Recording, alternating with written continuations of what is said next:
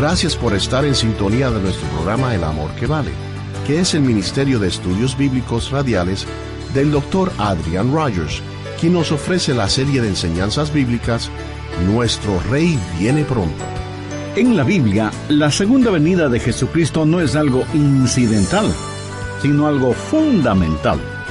Uno de los temas más importantes en la palabra de Dios es eso. Los primeros cristianos hablaron mucho acerca del regreso del Señor Jesucristo.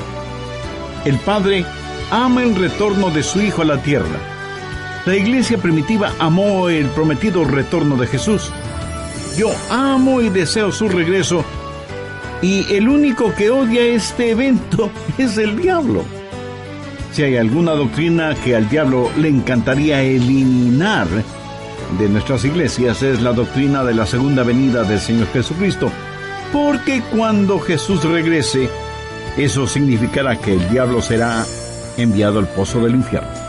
Él todavía no está ahí, pero cuando Jesús regrese, el diablo será sentenciado a pasar la eternidad en el infierno, preparado para él y sus seguidores.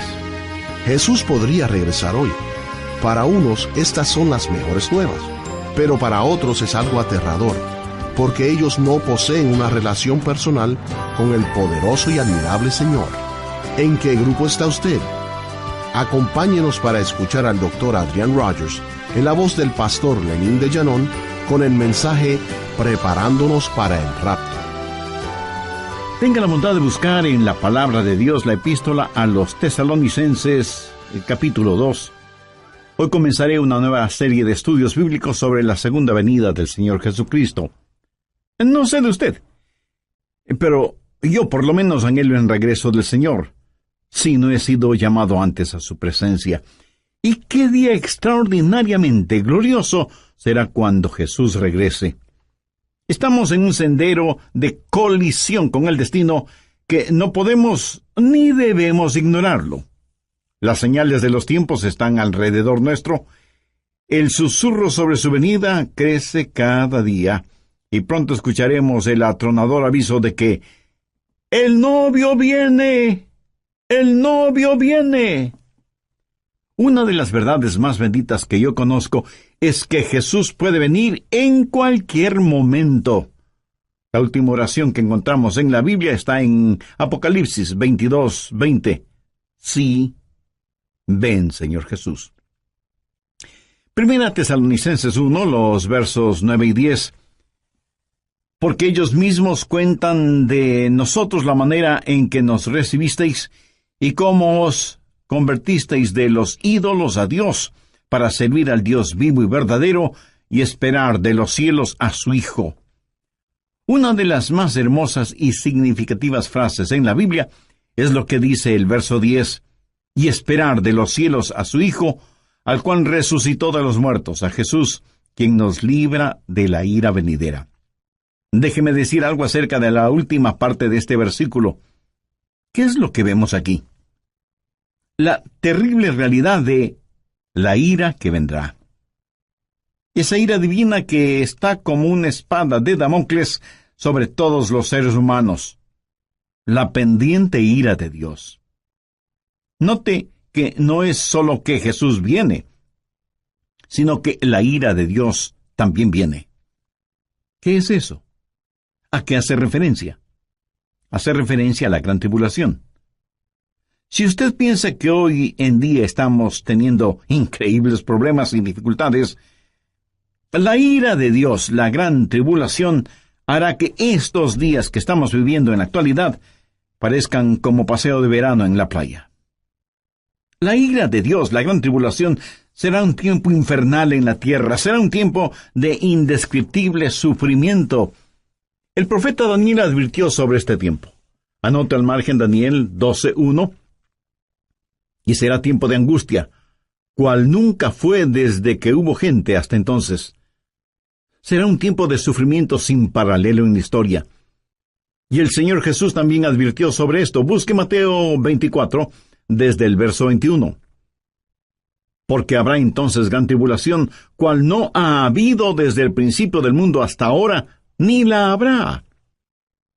No estamos hablando de una tribulación normal, no estamos hablando de los tiempos oscuros y terribles que los creyentes han conocido y vivido a través de los siglos. Estamos hablando de un tiempo sin precedentes. Daniel habla de tiempos problemáticos. Jesús habló de la gran tribulación y Pablo lo identifica como la ira que vendrá. En el capítulo 6 de Apocalipsis se describe la ira que vendrá. Veamos desde el verso 15. Y los reyes de la tierra y los grandes, los ricos, los capitanes, los todopoderosos y todo siervo y libre, se escondieron en las cuevas y entre las peñas de los montes, y decían a los montes y a las peñas: Caed sobre nosotros, y escondednos del rostro de aquel que está sentado sobre el trono, y de la ira del Cordero. Generalmente hablamos de la gentileza del amor del Cordero, o sea, de Jesús. Pero escúcheme con atención. El amor de Dios es la mitad de la verdad, pero no toda la verdad. Y cuando usted toma solo la mitad de una verdad y la presenta como si fuera toda la verdad, entonces la mitad que no presenta resulta que viene siendo una mentira. Pero, mi amigo, de acuerdo a la Biblia, la otra mitad del amor de Dios es la ira de Dios, la justicia de Dios. El gran día de la ira de Dios se acerca. ¿Y quién será capaz de enfrentarlo? Daniel, Jesús, Pablo y Juan hablan sobre ese evento. Ese día sin paralelo ni precedente en la historia humana va a llegar, y Pablo lo identifica como la ira que vendrá. Con todo lo que sucede a nuestro alrededor en nuestros días, bien se podría decir que las llamas del juicio de Dios están ya apareciendo en el horizonte. Apocalipsis 6, desde el verso 1. Vi cuando el Cordero abrió uno de los sellos, y oí a uno de los 4 seres vivientes decir, como con voz de trueno: Ven y mira. Cuando usted escucha truenos, ¿qué es lo que espera? Pues una tempestad, ¿verdad? A Juan se le dijo que mirara. ¿Y qué es lo que él vio? Veamos en el verso 2. Y miré, y he aquí un caballo blanco. Vamos a ver 4 jinetes en sus caballos, cabalgando durante la gran tribulación. Algunos llaman a estos los 4 jinetes del Apocalipsis. Y todo esto no es más que una descripción de la frase que Pablo usó cuando dijo, la ira venidera. El primer caballo es el blanco, de dominio. Juan dice, y miré, y he aquí un caballo blanco, y el que lo montaba tenía un arco, y le fue dada una corona, y salió venciendo, y para vencer. ¿Quién es este que monta en un caballo blanco? Mi amigo, no es otro que el anticristo. Es la simbología bíblica. Un caballo blanco significa dominio, conquista, triunfo, y durante ese tiempo, el Mesías del diablo, el anticristo, regirá en el mundo. Tiene un arco en su mano, lo cual es símbolo de poder. Tiene una corona en su cabeza, lo cual también significa dominio. Y si usted me pregunta, ¿el mundo en realidad será gobernado por el anticristo? Absolutamente cierto. Jesucristo fue muy claro al respecto. Busque Juan 5:43. Yo he venido en nombre de mi Padre, y no me recibís. Si otro viniere en su propio nombre, a ese recibiréis. Jesús dijo que no le recibimos a él, que es el verdadero Cristo, pero sí recibiremos al anticristo, que vendrá montado en un caballo blanco. De paso, quiero compartir con usted lo que leí en un periódico y que tiene que ver con un nuevo símbolo propuesto para las Naciones Unidas. ¿Sabe cuál es ese nuevo símbolo? Un caballo blanco. El artículo dice que el caballo blanco es símbolo de paz, y cito textualmente parte de lo que dice el periódico. La paloma, como símbolo de paz y fraternidad entre las naciones, enfrenta a un competidor, un caballo blanco. El diseño del caballo blanco fue donado con el propósito de unir pacíficamente los 5 continentes, simbolizado a través de la fortaleza del caballo que asegura libertad y unidad.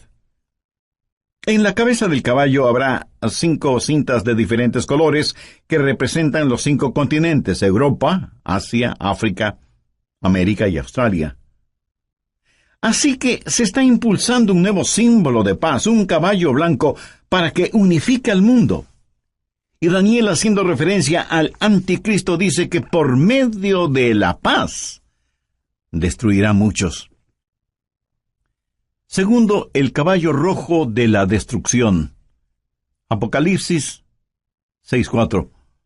Y salió otro caballo, bermejo, y al que lo montaba le fue dado poder de quitar de la tierra la paz, y que se matasen unos a otros, y se le dio una gran espada. El caballo rojo de la destrucción, rojo como el color de la sangre. Y cuando este inspirado anticristo cabalga para conquistar, en su diabólico cerebro no habrá más que esa idea: conquistar, y habrá guerra y terror y destrucción, y la sangre roja lo manchará absolutamente todo. ¿Alguna vez usted ha pensado en nuestro mundo presente, armado hasta los dientes, con toda clase de armas de destrucción? El Medio Oriente es un verdadero polvorín, y en realidad nadie sabe qué naciones tienen armas biológicas, o capacidad nuclear, o termonuclear. Un gran general norteamericano dijo: sabemos mucho más acerca de la guerra que de la paz.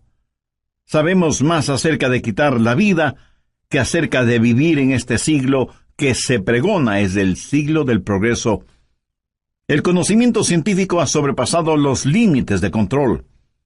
Tenemos muchos hombres de ciencia, pero en verdad muy pocos hombres de Dios. El mundo ha alcanzado notoriedad sin sabiduría, poder sin conciencia. Somos un mundo de gigantes nucleares, pero criaturas sin ética. Todo lo que sucede en el mundo está llegando a su clímax. Y la Biblia lo identifica como el gran día de la ira de Dios. Con la llegada del caballo rojo de la destrucción, el espíritu del odio que está en el anticristo inflamará los corazones y las mentes de los seres humanos y causará que los padres maten a sus propios hijos y que se maten entre hermanos. Será un tiempo de indescriptible sufrimiento cuando la espada estará chorreando la sangre de todos aquellos que no han querido recibir la marca de la bestia. Y los cadáveres estarán abandonados en las calles, llenando con olores putrefactos el aire, en donde se mezclarán las lágrimas y el llanto de los vivos con el pedido de auxilio de los moribundos. Y uno puede entender lo que profetizó Jesús cuando dijo: mas ay de las que están encintas y de las que crían en aquellos días, porque habrá entonces gran tribulación, cual no ha habido desde el principio del mundo hasta ahora, ni la habrá. Tercero, el caballo negro de la privación. Apocalipsis 6, versos 5 y 6. Cuando abrió el tercer sello, oí al tercer ser viviente que decía: ven y mira. Y miré, y he aquí un caballo negro, y el que lo montaba tenía una balanza en la mano, y oí una voz de en medio de los 4 seres vivientes que decía: 2 libras de trigo por 1 denario, y 6 libras de cebada por 1 denario, pero no dañes el aceite ni el vino. ¿Qué representa el caballo negro? Representa hambruna, invariablemente, porque después de una guerra sigue la hambruna. La balanza en este pasaje, usada para pesar harina, habla de la escasez de los alimentos y nos habla de precios elevadísimos y naciones que se mueren de hambre. 1 libra de trigo o cebada representa una comida, y esa comida costará todo un día de trabajo, o sea que será necesario el trabajar todo el día para poder comprar algo para comer. ¿Sabía que ya vivimos en un mundo en donde más de la mitad de la población vive en perpetuo estado de hambre? Ahora imagínese lo que será durante la gran tribulación, cuando los hombres inflamados con un espíritu de odio preferirán ir a la guerra antes que trabajar en la tierra. Por la historia aprendemos que cuando el general romano Tito Vespasiano, en el año 70, cercó a Jerusalén, impidió el abastecimiento de alimentos desde fuera de la ciudad y confiscó todos los alimentos que encontró dentro de la ciudad para su propio ejército. Fue tal la hambruna que se sintió en Jerusalén que, según los historiadores, las madres casi enajenadas por el hambre mataban a sus bebecitos para comérselos. Jesús dijo que un tiempo mucho peor que eso está por venir. Cuarto, el caballo amarillo de la destrucción. Apocalipsis 6, versos 7 y 8. Cuando abrió el cuarto sello, oí la voz del cuarto ser viviente que decía: «Ven y mira». Miré, y he aquí un caballo amarillo, y el que lo montaba tenía por nombre Muerte, y el Hades le seguía. Y le fue dada potestad sobre la cuarta parte de la tierra para matar con espada, con hambre, con mortandad y con las fieras de la tierra. En el original griego, la palabra amarillo describe un color verde amarillento pálido. Este caballo es el de la destrucción, y millones de seres humanos serán destruidos. Esto nos enseña que en los oscuros días de la ira venidera habrá un odio generalizado, inspirado por el anticristo, y las masacres serán las consecuencias de ese odio, y la sangre correrá como ríos, y el hambre producirá muerte, y después de la muerte, el infierno. Se dice que a veces más gente muere después de terminada una guerra que durante la guerra misma. Y usted preguntará, ¿cómo puede ser eso posible? Amigo, después de la guerra hay una explosión de pandemias, infecciones, plagas. Pero en este pasaje, note que después de la muerte viene el Hades. ¿Qué significa eso?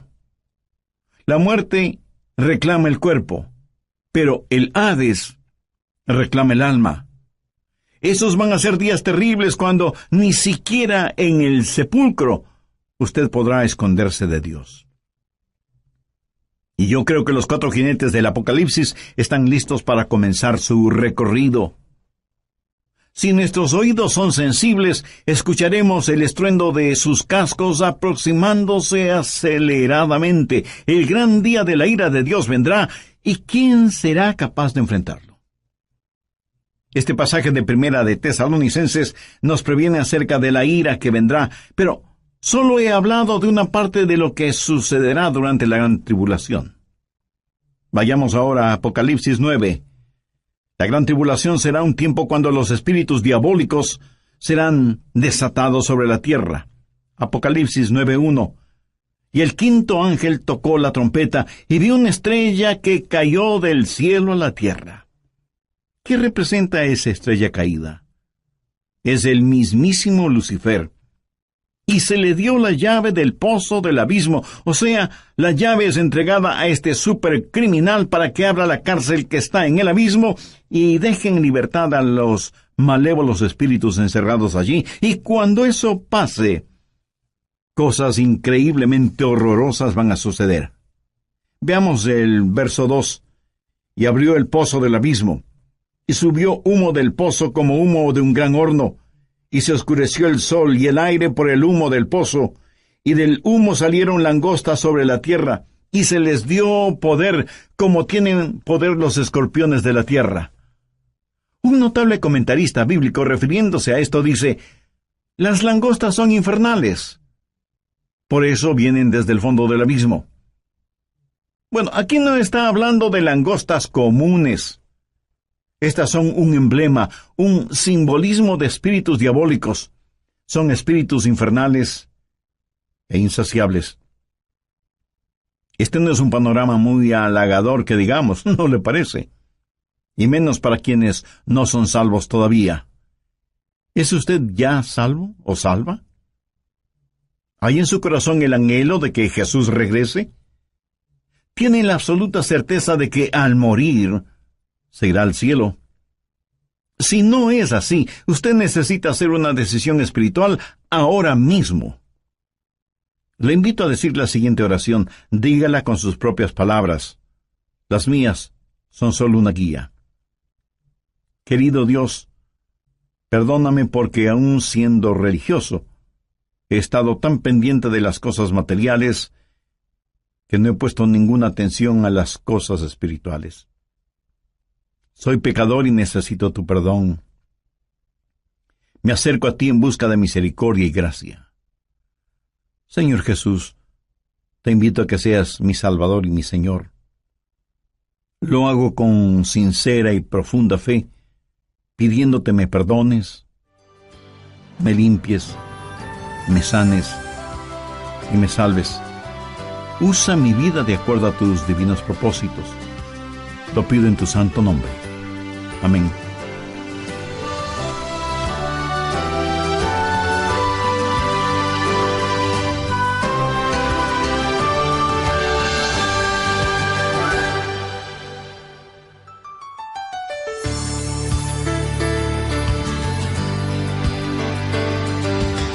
Como siempre, hacemos llegar a todos ustedes nuestro cordial saludo de bienvenida al programa El Amor que Vale. El Dr. Adrian Rogers presenta la serie Nuestro Rey viene pronto. Antes de que un reino declare guerra a otro reino, ¿qué es lo que hace primero?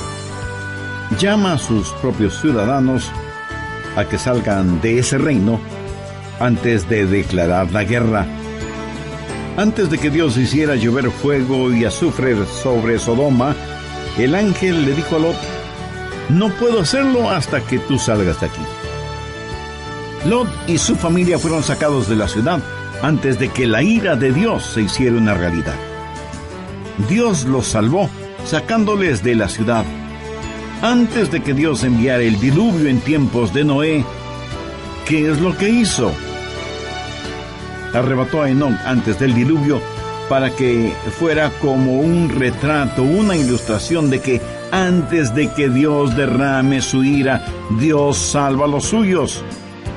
Dios puso a Noé en el arca como una ilustración de lo que la nación judía experimentaría y saldría del fuego de la tribulación como una nación nacida en un día. Esperamos que Jesús regrese en cualquier momento.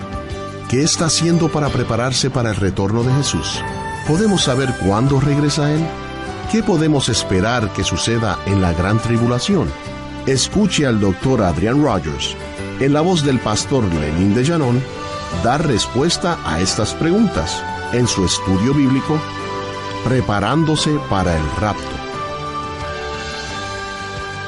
Tenga la bondad de buscar en la Biblia Apocalipsis 9, en versículo 4.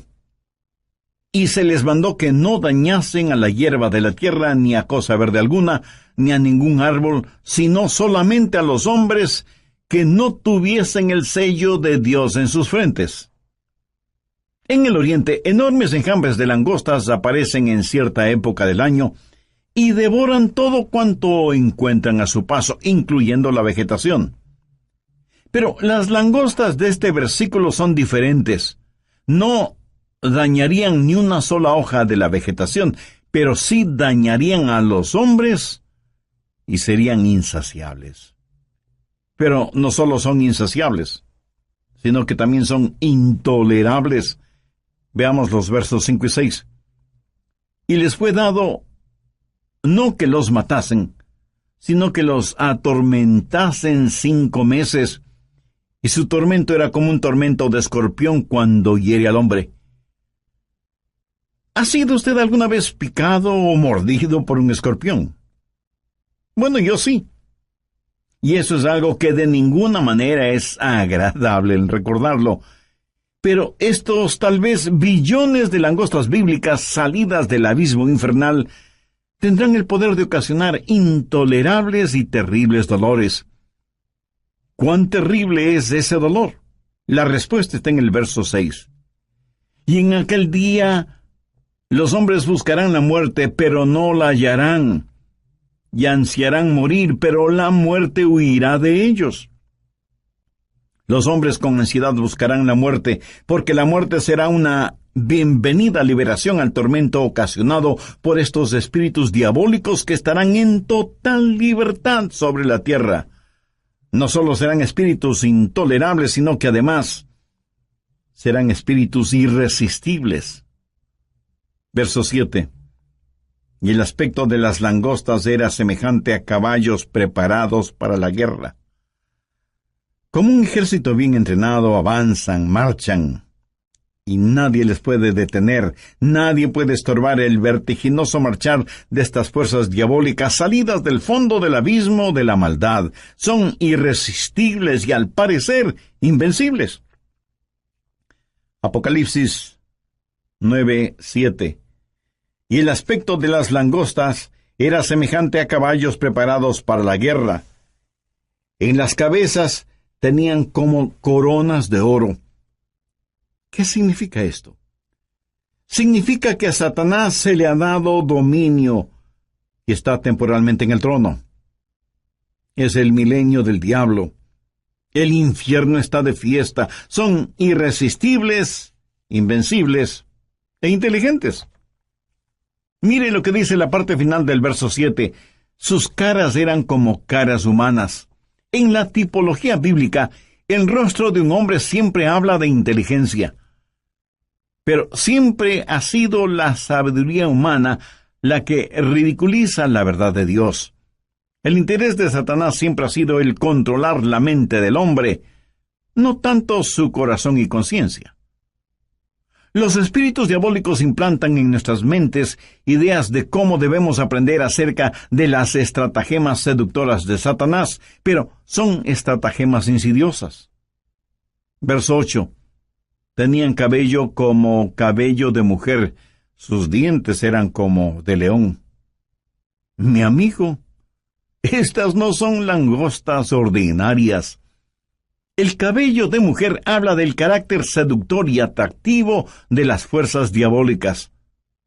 La Biblia nos advierte acerca de los espíritus seductores, y el diablo seducirá a millones con encantos femeninos, pero debemos mirar más allá de todo lo que ofrece como atractivos este ángel de luz, porque él es en verdad un león rugiente. La Biblia dice, sus dientes eran como de león, para devorar y destruir a quienes caen en sus garras, insidioso y engañador, con pelo como de mujer, pero con colmillos de león. Los espíritus diabólicos son además insensibles. Veamos el verso 9. Tenían coraza como corazas de hierro. ¿Qué significa esto? Que por un periodo de tiempo, ellos eran inmunes a cualquier daño. A los débiles y pecadores seres humanos no les servirá de nada el tratar de luchar. ¿Cuán frecuentemente desestimamos el poder de Satanás y nos reímos y hacemos bromas al respecto? Lo cual es una necedad, porque estos espíritus diabólicos son insensibles e inescapables. Note lo que dice la segunda parte del verso 9. El ruido de sus alas era como el estruendo de muchos carros de caballo corriendo a la batalla. Por todas partes el aire está lleno con los ruidos de estos espíritus diabólicos, a quienes usted ni puede ganar en astucia, ni en nada. Veamos ahora el verso 10. Tenían colas como de escorpiones y también aguijones, y en sus colas tenían poder para dañar a los hombres durante 5 meses. ¿Sabía usted que el tiempo normal de vida de una langosta es 5 meses? El apóstol Juan usa simbolismos para decirnos que estos espíritus malignos, que tienen colas como de escorpiones, efectuarán su trabajo de herir a los hombres. Tienen el poder para hacerlo. Y como si todo esto fuera poco, esos espíritus son además indivisibles. Verso 11. Y tienen por rey sobre ellos al ángel del abismo, cuyo nombre en hebreo es Abadón, y en griego Apolión. Hay un rey sobre estos espíritus. Recuerde que no tenemos lucha contra sangre y carne, sino contra principados, contra potestades, contra los gobernadores de las tinieblas. Abadón o Apolión literalmente significa destrucción. Un poderoso príncipe infernal, tal vez Satanás mismo, es quien los guía para que torturen a los habitantes de la tierra durante la gran tribulación, o sea, durante la ira venidera. En segundo lugar, hay una anticipada espera. Veamos 1 Tesalonicenses 1:10. Y esperar de los cielos a su Hijo, al cual resucitó de los muertos, a Jesús, quien nos libra de la ira venidera. ¿Lo ve? Esperamos por su Hijo Jesús, quien nos libra de la ira venidera. Pregunta, ¿vivirá la iglesia la gran tribulación? ¿Estará la iglesia sujeta a la ira que vendrá? Bueno, personalmente no lo creo, y le diré por qué. Creo que la Biblia claramente enseña que la iglesia será arrebatada, raptada, antes de que la ira llegue. Veamos 1 Tesalonicenses 5:9. Porque no nos ha puesto Dios para ira, sino para alcanzar salvación por medio de nuestro Señor Jesucristo. El apóstol Juan le dijo a la iglesia de Filadelfia la misma cosa. Veamos Apocalipsis 3:10. Por cuanto has guardado la palabra de mi paciencia, yo también te guardaré de la hora de la prueba que ha de venir sobre el mundo entero. Y usted podría preguntarme, pastor, eso es lo que Juan le dijo a la iglesia de Filadelfia, pero no a nuestras iglesias. Vayamos rápidamente a Apocalipsis 3:13. ¿Qué dice? El que tiene oído, oiga lo que el Espíritu dice a las iglesias. Lo que se le dijo a la iglesia de Filadelfia también es para nosotros. Si guardamos las palabras de su paciencia, Él nos librará de esa hora de tribulación. Dios no derrama su ira sobre sus hijos, Él disciplina a sus hijos. Antes de que un reino declare guerra a otro reino, ¿qué es lo que hace? Llama a sus propios ciudadanos a que salgan de ese reino antes de declarar la guerra. Antes de que Dios hiciera llover fuego y azufre sobre Sodoma, el ángel le dijo a Lot, no puedo hacerlo hasta que tú salgas de aquí. Lot y su familia fueron sacados de la ciudad antes de que la ira de Dios se hiciera una realidad. Dios los salvó sacándoles de la ciudad. Antes de que Dios enviara el diluvio en tiempos de Noé, ¿qué es lo que hizo? Arrebató a Enoc antes del diluvio para que fuera como un retrato, una ilustración de que antes de que Dios derrame su ira, Dios salva a los suyos. Dios puso a Noé en el arca como una ilustración de lo que la nación judía experimentaría y saldría del fuego de la tribulación. Si la iglesia va a pasar la gran tribulación, hay ciertas cosas que deben suceder. Y no estaremos esperando el regreso de Jesús en cualquier momento. Anote Mateo 24:36. Pero del día y la hora nadie sabe, ni aun los ángeles del cielo, sino solo mi Padre. Nadie, absolutamente nadie, sino el Padre, conoce el tiempo del regreso de su Hijo a la tierra. Y en Mateo 24:38, porque como en los días antes del diluvio estaban comiendo y bebiendo, casándose y dándose en casamiento, hasta el día en que Noé entró en el arca. Entonces vendrá el Hijo del Hombre. Ahora escúcheme. Comer, beber, casarse o dándose en casamiento no es precisamente la gran tribulación. Es cierto que para algunas parejas su cónyuge es una gran tribulación. ¿Qué es lo que dice Mateo 24:42? Velad pues porque no sabéis a qué hora ha de venir vuestro Señor. Y en el verso 44 leemos, por lo tanto, también vosotros estad preparados porque el Hijo del Hombre vendrá a la hora que no pensáis. Sí, la iglesia va a pasar por la gran tribulación. puedo simplemente comenzar a marcar los días. La tribulación durará 7 años. La divido en 2 períodos de 3 años y medio y puedo comenzar a contar. Pero la Biblia dice que debemos esperar por Jesús, debemos esperar su regreso de los cielos.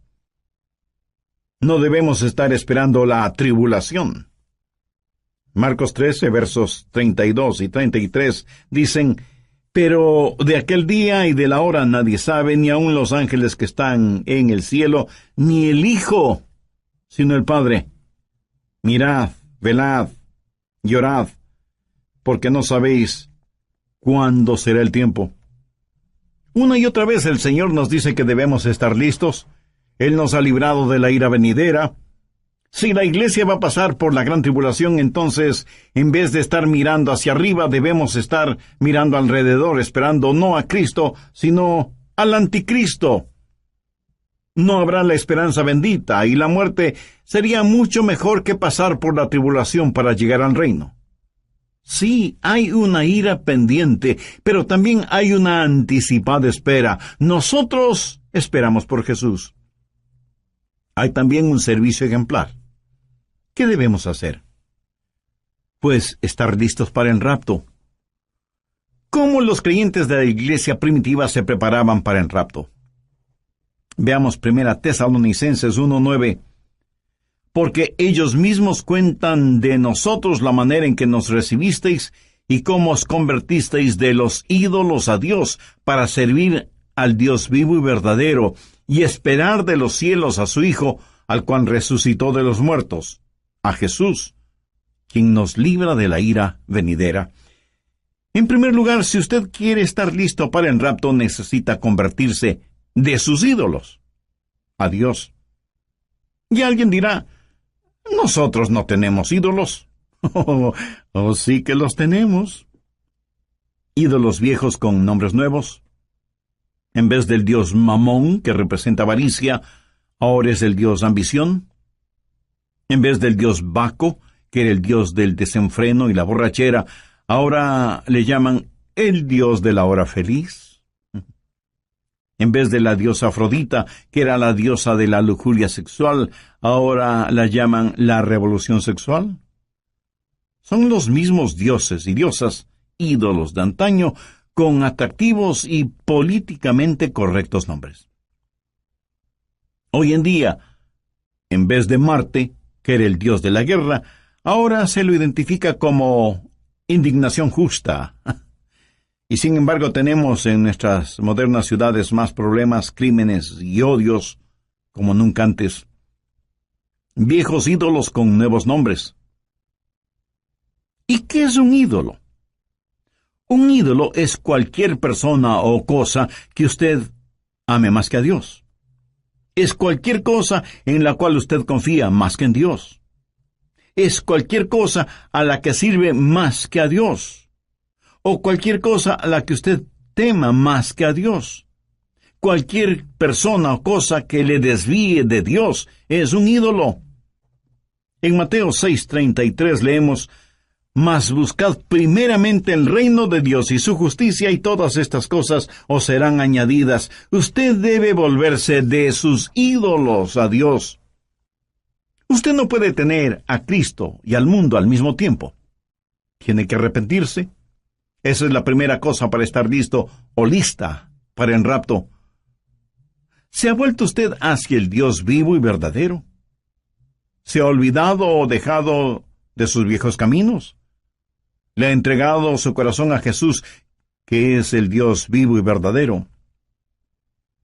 En segundo lugar, hay que servir al Dios vivo y verdadero. Algunos de ustedes me dirán: Pastor Adrián, yo creo las cosas que usted predica sobre profecía. Bueno, muchas gracias. Ahora permítame decir con toda la unción, función y emoción de mi alma: si usted cree en lo que estoy predicando hoy, usted debe empezar a servir a Jesús. Por favor, saque su cabeza de las nubes proféticas y ponga sus pies en la tierra y comience a ganar almas. La verdadera prueba no es si usted cree o no lo que estoy enseñando, sino lo que usted va a hacer para prevenir a los hombres de la ira que vendrá.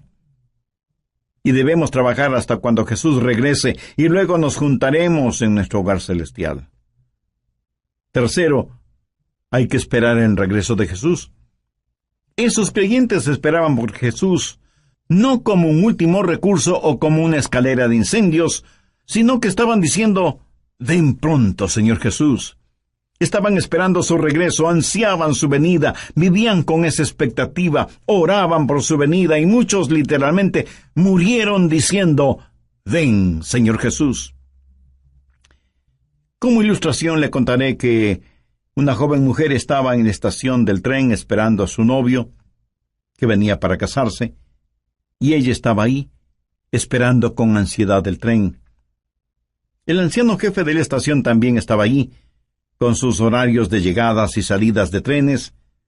Él sabía que un tren estaba por llegar, pero no lo esperaba con la misma ansiedad con que esa novia esperaba la llegada del tren en donde venía su novio. Nosotros debemos tener el espíritu no del jefe de la estación, sino de esa novia. La Biblia dice: y esperar de los cielos a su Hijo, al cual resucitó de los muertos, a Jesús, quien nos libra de la ira venidera. Me pregunto cuántos de quienes me escuchan en este momento conocen en forma personal al Señor Jesucristo. Porque si usted aún no tiene una relación íntima con Él, este es el momento de hacer esa decisión. Recuerde que Jesucristo puede retornar en cualquier momento, y en la Biblia no encuentro ninguna esperanza para nadie que no tenga a Cristo en su corazón. Si usted rechaza ser salvo antes de la venida de Jesús, terminará creyendo las mentiras de Satanás, y tendrá que vivir los horrores de la tribulación, y después de eso, el infierno, o sea, separado eternamente de Dios. Y si me pregunta cómo puede ser salvo, lo primero que tiene que hacer mi amigo, mi amiga, es dejar sus ídolos y buscar al Dios único y verdadero, y por fe pedir la presencia de Jesús en su vida. Y eso lo puede hacer este mismo instante, orando la siguiente sencilla oración: Señor Jesús, te invito a que vengas a morar en mi corazón. Te pido perdón por mis pecados, límpiame y sálvame. Yo no puedo salvarme por mí mismo, y no merezco ser salvo, pero tú moriste para salvarme si confiaba en ti. Confío en ti con todo mi corazón. Quiero nacer de nuevo, tener una vida nueva y transformada. Haz de mí la persona que tú quieres que sea. Lo pido en tu santo nombre. Amén.